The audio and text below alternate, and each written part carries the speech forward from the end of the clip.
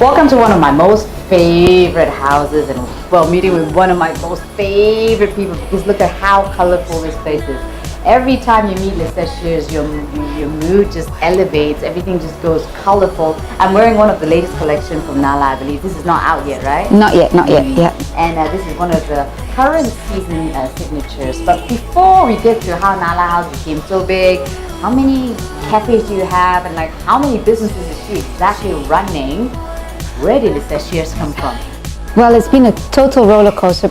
So we started about 8 years ago, and it started with a box of stationery, and it went really slow because it wasn't my core business. My core business was advertising, and then I accidentally opened a cafe, and that's when actually everything started rolling. So the cafe was an accident. I was looking for for a babysitter, and the babysitter brought a coffee machine. Within 1 month, we were rated #1 in Time Out, and the next thing you know, we had a shop, and then I got this house, which was exactly 2 years ago, and or was it a year ago? I don't even remember. It's going so fast. And then through this shop, is it 2 years now? Yeah. This shop, we went straight to Bangsa Village in 1 week, and then after that, everything just blew up. I know, she's in Easy Tan, a big transfer. She just went to India to soar. She's going to be in Thailand. But before that, like you said, she came from the advertising agency. The reason why a lot of these things might seem a bit familiar is because you've seen it all around Big Ben's grocers. Remember those ounce-out packets everyone was scrambling to take? Even right now on the wall, those designs were Lisette Scheers. How she started from the creative, the creative agency, and now to this. Would you call this finally breaking from work and, well, pursuing your passion?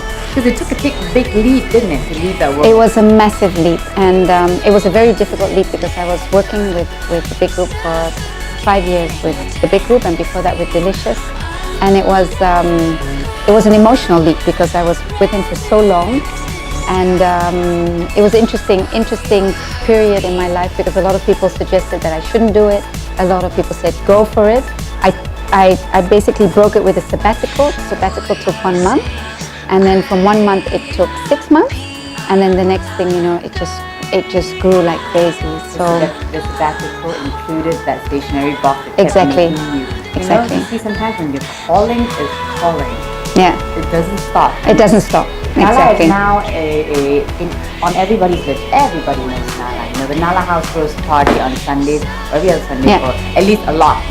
And people want to be here. Nala is not just fashion. Nala is furniture. In fact, one of the first things I bought from you was the stool. Cool. Stool that is also my shawl, that is from the same fabric, that I want my teacup to be the same thing. Our show is called Insta-Made. Now that we know the background of Nala, how far you have come, when did you decide to start an Instagram brand? Well, that's also a really good question. It was, I think, about now it's 3 years ago, and I was talking to my creators, my designers, and they're of course, you know, on Instagram the whole time. And I started my Instagram, and I didn't do anything to it for over a year. Basically, 0 posts. And I looked at it again when we were discussing it, and we have now almost 20,000 likes. And it's hard work. You have to really post every day, and it's finding your way. You know, I find sometimes you post pictures of yourself, and then you get 1,000 likes. Then you post pictures of yourself again, and then you get 20 likes. So there's no, as much as people say, there are no rules. There are no rules. It's hit and miss, but it's crucial. There are no rules. Actual rules. Therethe no rules. I don't believe there's any rules. That's my idea. Yeah. What is this? There's no rules. The no rules is that it's got to be true, and it's the moment. You know, I've had one post, the bread man. You know, the roti man with all the pillows. That one got 1,300 likes or something like that. And I posted it in the middle of the day, not at a particular time, not at 9 a.m. or 9 p.m. And it had more likes than anything else. And it's just a cool visual. Even though it has nothing to do with Nala, I had so many likes that it actually did a lot for the brand. And then sometimes I post things with my sister or with my daughter, and then it gets a lot of likes, then you post it again, then you get no likes. So it's not. On the contrary, I think the bread man thing had a very strong relationship with Nala, because Nala it takes, half a Malaysian or not even a Malaysian to get the Malaysianness out of it. There's so much Malaysian influence in everything that you do. That the Nala breadman, I'm going to call him the Nala breadman now, is the epitome of Malaysianness. When you post something like that, you stir up emotions in Malaysian. So no, on the contrary, I think you did that like really well. But I understand how you say, sometimes I post a picture of Chloe's, for example, thousands of likes, and then suddenly I post another picture and no likes. Like, is it the science of what they're talking about, the analogy, the timing, the mood, and whatever not? So Lisette Scheers' feeling is there is no science. If you feel strongly about that picture that you're taking, other people will too. Like for example, other business owners who are very strategic in taking their pictures, they're specific about, for example, the color, or the positioning, or whatever. I am. So I post per 9. So I choose 9 pictures at a time. Usually when I post them all at once. I don't stagger it because I don't believe in that either. But it's very important that what you post, that it's relevant and that the colors match. That's crucial because people, when they click, they go through the whole thing and then they want to see a pretty, in 2-3 seconds, you want to see the whole, and it's per 9 because when you look at your phone, it's per 9. So that's how you should design it. So I believe that, but there's supposed to be a balance. So what I do is, it's, for example, lifestyle, personal. So you can't do personal. So it's lifestyle, personal, product. Lifestyle, personal, product. That's how I do it. That's how I do it. Nala is not lifestyle. No. Nala is very much person lifestyle. Exactly. I recently read the article about the 9 grid. It's true. I'm struggling right now to do the 9 grid because 3 pictures consistent. It's very hard. It's hard work. It's hard work, and sometimes you're just like, I don't want to do it. But it has a direct relationship to my sales. So I know the day I post, my sales go up. It's just monitor the effect of that on the sales. Yeah, exactly. I'm not selling anything. I'm just trying to make my grid look clean and good. That's the difference between a personal account and a business account. Yeah, exactly. My personal account is only inspiration, so that's where all my market pictures, my patterns come on board. But you'll see I have 5,000 followers. So it's totally different story. But I don't put personal stuff on. I try not to mix it. Good. I think that's a great rule. Now, obviously, every single successful business person is influenced by someone else. Now, every single successful Instagram account is influenced by someone else. Who do you love looking at? Whose grid do you love looking at? That inspires you? To be really honest, I don't have a lot of time to look at other people's grids. So once in a blue moon, maybe once a year, twice a year, I look at Ines de la Frissange in Paris. I'm wearing your jeans. Yeah, exactly. So not so much for what she posts or her style, but I like the way she's very consistent. So you see, she posts, her models. She also has 2 accounts. So she was quite influential in the way that I set up my Instagram accounts. But like I said, when I first started, I was looking at influencers a lot, but then you realize there's really no science. There's no point, so I stopped looking at other people. And also, different people appeal to different. Exactly. And it's very hard for me. De la Frissange, And I married a French, Look at Ines de la Frissange and you will know what Lisette is talking about when it comes to inspiration. Because me too, when I first started Instagram, for me, I didn't want to start it because why would you want to know what I'm working out or eating?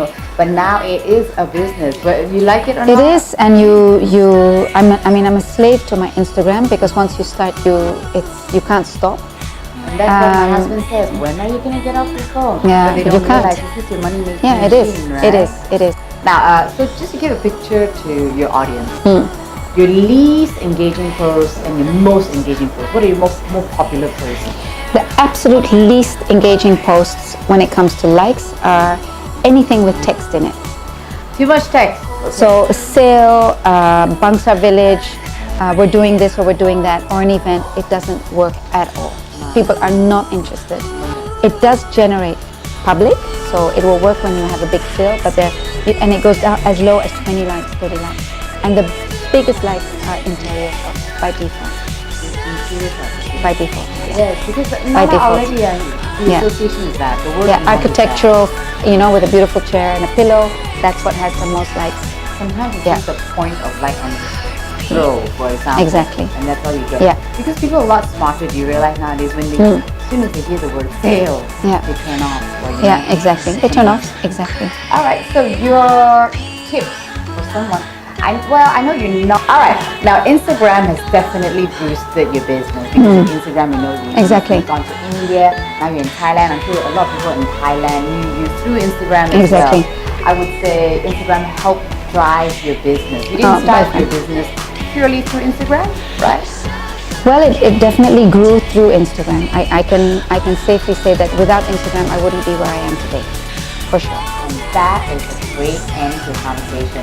Before we end this conversation though, there are a lot of people who are fearful when they're trying to use Instagram to start their own business, be it anything, their passion. What would you want to say to them? I think what's important is that it's always beautiful. You have to learn to take beautiful photographs, and you have to use a good camera or a good phone. That's really important because we don't want to waste our eyesight on ugly stuff. So that's I think rule number one. It has to be aesthetic, and people just love beautiful things. The text, hashtags, all that is not important. That is really bad for me because I can only know how to write. So now I have to make it a little more, Yeah. Also, before we go, just 2 hacks for them, you need to spend a lot of time doing your Instagram thing because there's a big thing about phone time versus personal time. Yeah. What's your take on that? Well, the thing is that once you start, you're committed. I actually get clients or customers who complain when I'm not online, when I don't post. They're like, "Are you on holiday? You should post it." Can you tell us? You're stuck. Work all the time. You're stuck. Yeah. Right. I can see a direct relationship to my sales going down when my online is not up to date. No, definitely. Like if I don't talk about how much I'm doing Yeah, in the gym, exactly. also no one's talking to me. Yeah, exactly. Yeah, exactly. Well, that's it. Nala is just one piece of what Lisette Scheers is doing, but that's just a big piece. So please go through your house with us, and I will see you next time. This has been Insta-Made. If you have someone you think is Insta-making it, business-wise through Instagram, please send us a message.